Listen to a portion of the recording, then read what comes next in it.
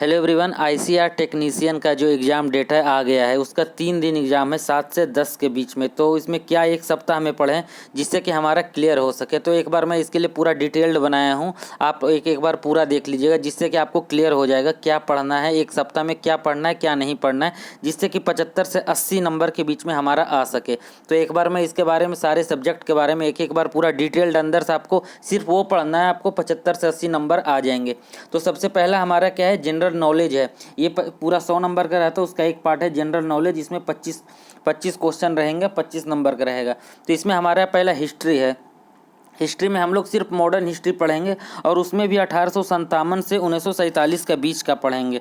1857 से 1947 के बीच जो जो इम्पोर्टेंट है, मतलब लॉर्ड डलहौजी से लेके माउंट बेटन तक जो जो इम्पोर्टेंट है 7 से 8 पेज में है या 6 से 7 पेज में ये आपको पूरा कवर हो जाएगा, पूरा मॉडर्न हिस्ट्री हो जाएगा। और आपको कुछ जल्दी पढ़ना, इससे ज़्यादा पढ़ना नहीं है। आप सिर्फ ये 5-6 पेज पढ़ लीजिए, आपका ज़्यादा से ज़्यादा यहीं से क्वेश्चन आएगा। क्योंकि पिछली बार भी जो 2 क्वेश्चन 3 क्वेश्चन दिए थे वो आसान थे और इससे हो जाएगा आपका। आप इस पे भरोसा कीजिए, आपका हो जाएगा। दूसरा है मिडाइवल हिस्ट्री में। मिडाइवल हिस्ट्री में आपको सल्तनत काल ही पढ़ना है सिर्फ। इसमें सल्तनत काल में जो 6 वंश बने थे, जिसे 1206 से लेकर 1526 के बीच में ये पढ़ना है। ये भी 8 से 9 पेज हो जाएगा, जिससे आप लूसेंट से या क्राउन से या किरण से किसी से पढ़ सकते हैं। लूसेंट से पढ़ेंगे तो 6 से 7 पेज में आपका पूरा कवर हो जाएगा।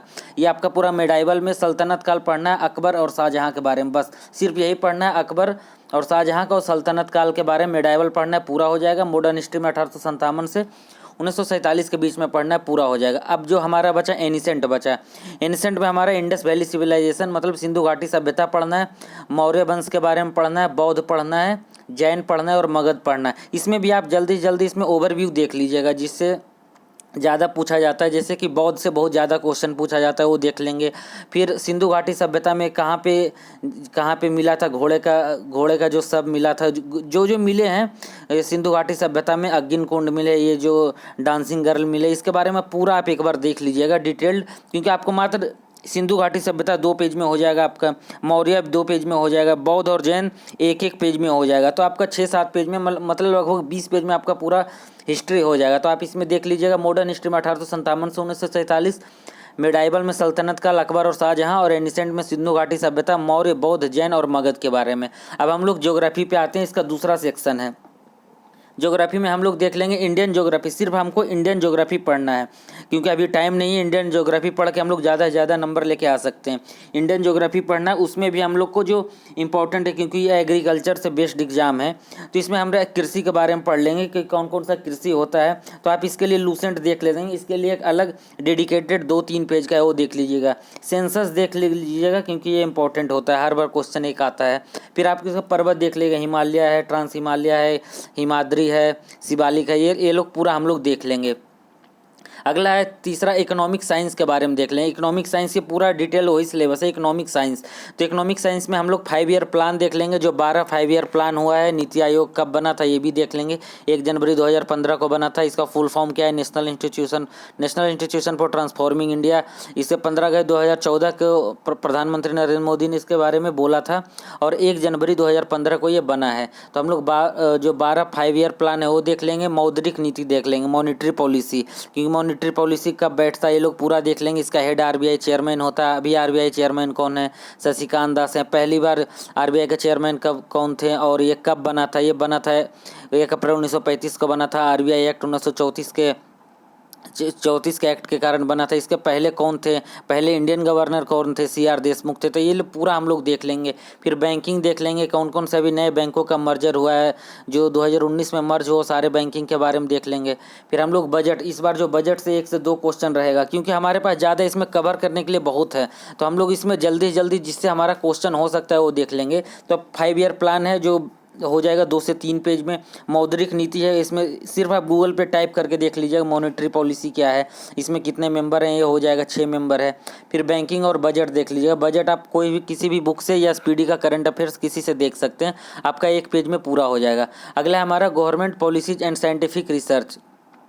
इसमें आपको क्या पढ़ना है कि आईसीआर के बारे में पढ़ना, आईसीआर कब बना था और इसके बारे में, इसका अभी चेयरमैन कौन है, ये सब पूरा पढ़ना है। 1929 में बना था। फिर अभी ग्रीन रिवॉल्यूशन कौन कौन हुआ है साइंटिफिक में, मतलब green revolution, white revolution, grey revolution, milk revolution, ये सारे पढ़ना है। फिर एचआईवी के बारे में देख लेंगे कि एचआईवी क्या होता है, इससे रिलेटेड देख लेंगे। फिर हाइड्रोमीटर क्या होता है, जो आप अच्छी घनत्व मापा जाता है। ये सब क्वेश्चन है जो साइंटिफिक रिसर्च से है, ये हमारे लिए इंपॉर्टेंट हो जाता है। अगला हमारा अब सोशल साइंस बचता है। ये भी 25 क्वेश्चन आते हैं और 25 नंबर को होते हैं। ये हमारा आसान है, इससे हम लोग नंबर ला सकते हैं। इसमें ये सिलेबस का पूरा एक पार्ट है contemporary world and democratic politics.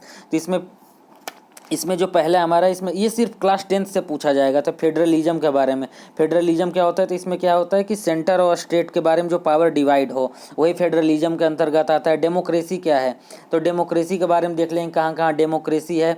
जैसे इंडिया में हो गया, यूएसए हो गया, यूके हो गया, कनाडा हो गया, जर्मनी हो गया, इसके बारे में पूरा देख लेंगे।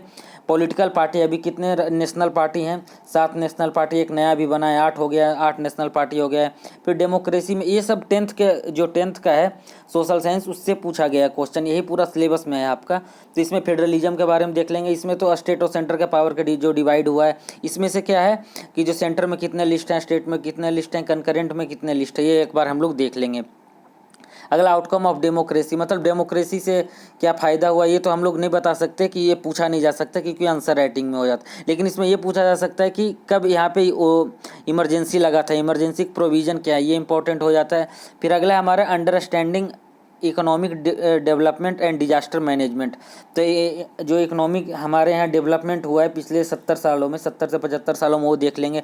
5 ईयर प्लान देख लेंगे, कैसे इकोनॉमिक इवोल्व हुआ, कि हम लोग कहाँ से दादा भाई नौरोजी से लेके पंडित नेहरू से लेके अभी जो नीति आयोग बने, उसके बारे में पूरा जो नॉर्मल सी चीज़ें हैं कि उन्होंने property and British rule in India लिखे थे दादा भाई नौरोजी 1867 में, उसके बारे में एक बार देख लेंगे।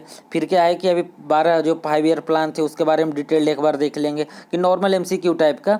फिर उसके बाद हम लोग क्या देख लेंगे, उसमें जो नए नए इवॉल्व हुए हैं, जैसे नीति आयोग बना है और फिर नेशनल डेवलपमेंट काउंसिल, राष्ट्रीय विकास परिषद, वो देख लेंगे हम लोग। ये हमारा हो गया अंडरस्टैंडिंग इकोनॉमिक डेवलपमेंट। और सबसे इंपॉर्टेंट हमारा हो जाता है डिजास्टर मैनेजमेंट।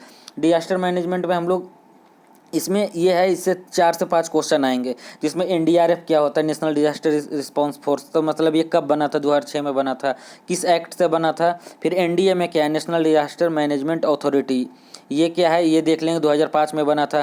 फिर इसमें जो डिटेल्ड में देख रहा है, जो मैं सिलेबस लिख चुका हूँ, आप वही एक बार देख लीजिएगा सर्च करके। CDRI क्या है, क्योंकि ये प्रधानमंत्री नरेंद्र मोदी के द्वारा, ये उनके कहने पे बनाया गया था, coalition for disaster resilient infrastructure, जिसमें यूनाइटेड नेशन का भी सहयोग है, ये इंपॉर्टेंट हो जाता है। फिर ISA इंटरनेशनल सोलर अलायंस के बारे में भी देख लेंगे। फिर सेंडाई फ्रेमवर्क क्या है, डिजास्टर मैनेजमेंट से रिलेटेड है।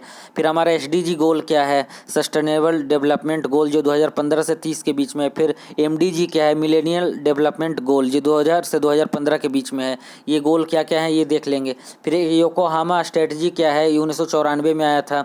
योकोहामा है जो जापान का एक शहर है। फिर ह्योगो फ्रेमवर्क क्या है, ये देख लेंगे। ये सारा डिजास्टर मैनेजमेंट से रिलेटेड है, आप एक बार देख लीजिएगा। अगला है हमारा कि साइंस के बारे में। साइंस से हमारा इंपॉर्टेंट होता है, इससे भी 25 क्वेश्चन आते हैं, 25 नंबर के होते हैं और सारे 10th का जो है 10th के बेसिस मैट्रिक लेवल के ही होते हैं। तो सबसे पहले हमारा फिजिकल एंड केमिकल सब्सटेंसेज है, ये पूरा हमारा सिलेबस है। Physical and chemical substances, word of living, natural phenomenon and effect of current and natural resources. तो जो केमिकल सब्सटेंसेज है उसमें हम देख लेंगे, उसमें क्या आता है, मेटल एंड नॉन मेटल, धातु और अधातु, जो आते हैं धातु और अधातु, ये इससे देख लेंगे, ये इंपॉर्टेंट है हमारा। फिर कार्बन कंपाउंड है, वो देख लेंगे। फिर एसिड एंड बेस्ड है, उसके बारे में हम लोग देख लेंगे, एसिड और बेस क्या क्या होता है। फिर बर्ड ऑफ लिविंग देख लेंगे, प्लांट एंड एनिमल के बारे में, न्यूट्रिशन, इसमें रेस्पायरेशन सिस्टम क्या होता है वो देख लेंगे। फिर सेल्स क्या होता है, सेल्स मतलब कोशिका क्या हो, ये देख लेंगे। रेस्पायरेशन देख लेंगे, न्यूट्रिशन के बारे में देख लेंगे। अगले हमारा नेचुरल फेनोमेनन क्या है, जैसे कि रेनबो कैसे बनता है, कितने कलर होते हैं, वो देख लेंगे। फिर सनसेट और सनराइज, मतलब इसमें क्या है कि जो सनसेट हो रही है उस टाइम जो प्रकाश का बर्तन होता है, जो स्कैटरिंग ऑफ लाइट होता है, उसमें क्या क्या होता है ये देख लेंगे। फिर फॉर्मेशन ऑफ क्लाउड कैसे बनता है, ये एक बार हम लोग देख लेंगे। तो ये हमारा पूरा डिटेल्ड सिलेबस था। साइंस, जनरल साइंस हो गया, साइंस हो गया, सोशल साइंस हो गया और जीके का हो गया। अब हम लोग एक बार मैथ का देख लेंगे। मैथ में नंबर सिस्टम हमारा पूछा जाएगा, फंडामेंटल अर्थमेटिकल पूछा जाएगा जिसमें एडिशन, सब्सट्रैक्शन और मल्टीप्लिकेशन रहेंगे। अगला ज्योमेट्री रहेगा, मेंसुरेशन रहेगा, ट्रिगोनोमेट्री रहेगा और स्टैटिस्टिक रहेगा। तो इसमें हमारा इंपॉर्टेंट है जो कवर कर सकते हैं, तो नंबर सिस्टम आसान होता है, ट्रिगो आसान होता है और स्टैटिस्टिकल चार्ट आसान होता है। ये हम लोग देख लेंगे, जिससे 2-3 वीडियो भी आप किसी का देख लीजिएगा यूट्यूब से, तो आपका आसान हो जाएगा करने में कि ये कैसा हो रहा है।